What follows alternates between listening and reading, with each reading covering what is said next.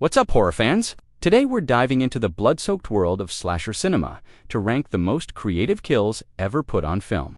And when I say creative, I'm not just talking about body count or gallons of fake blood. No, we're looking at the kills that made you sit back and think, wow, somebody actually came up with that. So what makes a slasher kill truly creative? It's all about originality. It's the setup, the execution, the shock factor.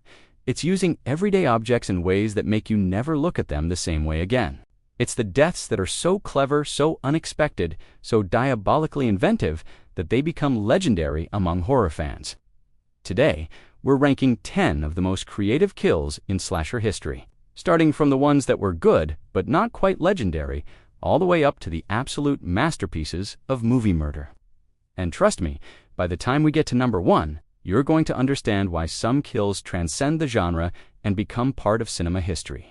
But before we start the countdown, smash that like button if you love slasher films, and subscribe if you want more horror content.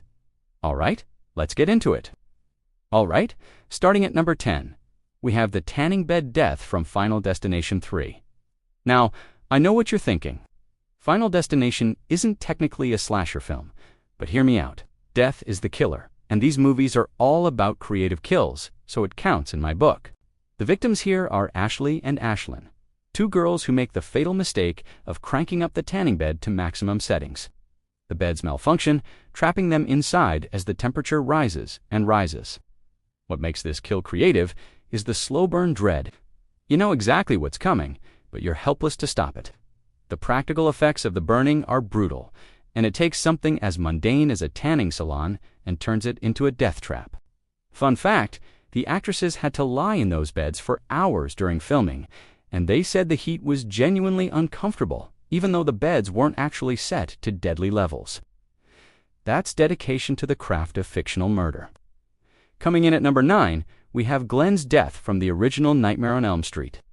Johnny Depp's first major film role, and it ends with him being pulled into his bed by Freddy Krueger, only to be violently expelled back out as a geyser of blood that absolutely drenches his bedroom ceiling. The creativity here is in the sheer absurdity and the practical effects. Director Wes Craven built a rotating room to film this scene, mounting the bed on the ceiling and pouring gallons upon gallons of fake blood down into the room while the camera rotated. The result is one of the most visually striking deaths in 80s horror. It's over the top, it's shocking, and it cements Freddy as a killer who doesn't play by normal rules. Your bed, the place you're supposed to feel safest, becomes the murder weapon. At number 8, we've got a kill from one of the most ridiculous yet entertaining entries in the Friday the 13th franchise. Jason X takes our favorite hockey-masked killer into space, and while the movie is campy as hell, it delivers one genuinely creative death. Jason catches Adrienne, a scientist, and dunks her face into a sink full of liquid nitrogen. Her face freezes solid in seconds. Then, in a moment of brutal simplicity, Jason smashes her frozen face into pieces on a counter.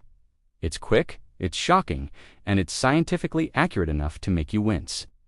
The practical effects here are fantastic, with the frozen face shattering like glass. What makes this creative is taking something from a laboratory setting and weaponizing it in the most direct way possible. Plus, it's Jason in space. You can't get much more creative in concept than that, even if the execution is wonderfully straightforward. Number 7 takes us to an underrated slasher gem, Happy Birthday to Me. This Canadian horror film has several inventive kills, but the bell tower death stands out as particularly nasty. One victim gets lured into a church bell tower, and the killer threads a rope through the church bell mechanism. When the bells ring, the rope tightens around the victim's neck and hoists them up with the mechanical force of the bell system.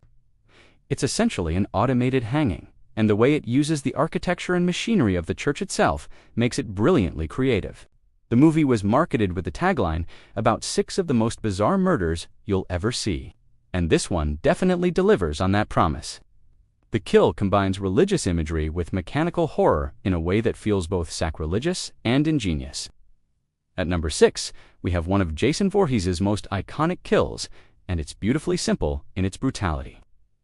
In Friday the 13th Part 7, The New Blood, Jason finds a victim zipped up in a sleeping bag. Most killers would just stab through the fabric and call it a day.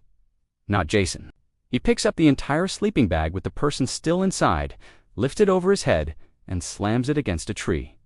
Multiple times, the creativity here isn't in complexity but in the unexpected nature of the kill.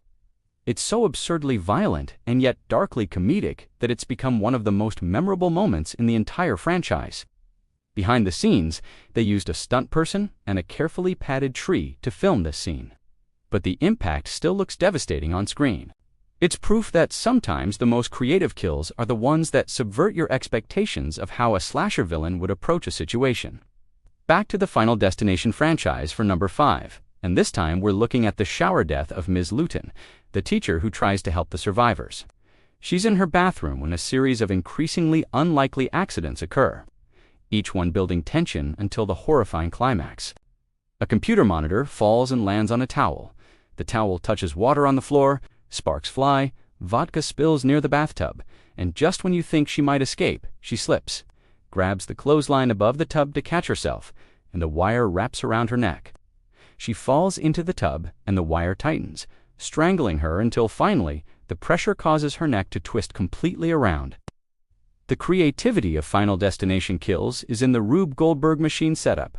Every death is a chain reaction of mundane objects becoming instruments of doom. This kill epitomizes that formula, taking everyday bathroom items and turning them into a death trap worthy of a horror film. The head twist at the end is just the gruesome cherry on top. Coming in at number 4 is a kill from the Wizard of Gore remake that's as wince-inducing as it gets. During one of Montag, the magician's twisted performances, a volunteer is subjected to an illusion that becomes horrifyingly real. The victim has metal straws forced through their body in multiple places, specifically through the cheeks, neck, and torso. What starts as a magic trick transforms into actual torture as the straws penetrate flesh. The kill is creative because it plays with the idea of stage magic versus reality. Blurring the line until you're not sure what's illusion and what's genuine horror, the practical effects team went all out with this one, using a combination of prosthetics and clever camera work to make the penetration look sickeningly real.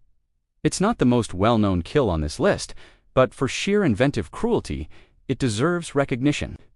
Now, number 3 might be controversial, because Tucker and Dale vs. Evil is a comedy horror film. But the kills in this movie are so brilliantly creative that we have to include them. The Woodchipper scene is the standout. A group of college kids mistake to hillbillies for murderers and basically kill themselves in increasingly absurd ways. One kid, running away in terror, trips and falls directly into a running woodchipper. The result is exactly what you'd expect, a spray of blood and gore that covers Tucker from head to toe as he stands there holding the machine, looking absolutely horrified. The creativity here is in the subversion. The movie flips the slasher formula on its head by making the killers innocent bystanders and the victims architects of their own demise. The woodchipper kill is the most visually striking of these deaths, and the practical effects combined with the comedic timing make it unforgettable. Sometimes creativity is about how you frame a kill, not just the kill itself. At number 2, we have a kill from Dario Argento's masterpiece, Suspiria. Now, some might argue Suspiria isn't a slasher film in the traditional sense. It's more of a supernatural Galo horror. But the kills are so visceral and creatively staged that it absolutely deserves a spot on this list.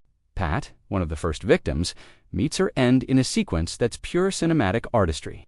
She's stabbed repeatedly through a stained glass window, the blade piercing through the colorful glass before finding her flesh. But the kill doesn't end there. She's pushed through the window, and the fall causes her to land on the glass roof below. But she doesn't fall through immediately. Instead, she's suspended there, impaled and dying, before the glass finally gives way and she crashes to the ground as broken shards rain down around her. The creativity is in the layers. It's not one kill, it's 3 acts of violence, each building on the last. The stained glass adds this beautiful, almost artistic quality to the murder. The practical effects are stunning, and the use of color and light makes this death scene feel like a twisted ballet. Argento understood that slasher kills could be elevated to art, and this scene proves it, and here we are. Number 1. The most creative kill in slasher film history, in my opinion, is Tatum's death in the original Scream. Tatum goes into the garage to get more beer for the party, and that's when Ghostface strikes. She tries to fight back, she tries to escape, and in a moment of desperate cleverness, She attempts to escape through the doggy door of the automatic garage door, but she gets stuck halfway through the small door, unable to move forward or backward. And then Ghostface hits the button. The garage door opens, lifting Tatum up with it. Her body is crushed between the top of the rising door and the doorframe. She dies wedged in a doggy door, killed by an automatic garage door opener. It's dark, it's shocking, and it's so brilliantly simple that you wonder why nobody thought of it before. The creativity of this kill is off the charts.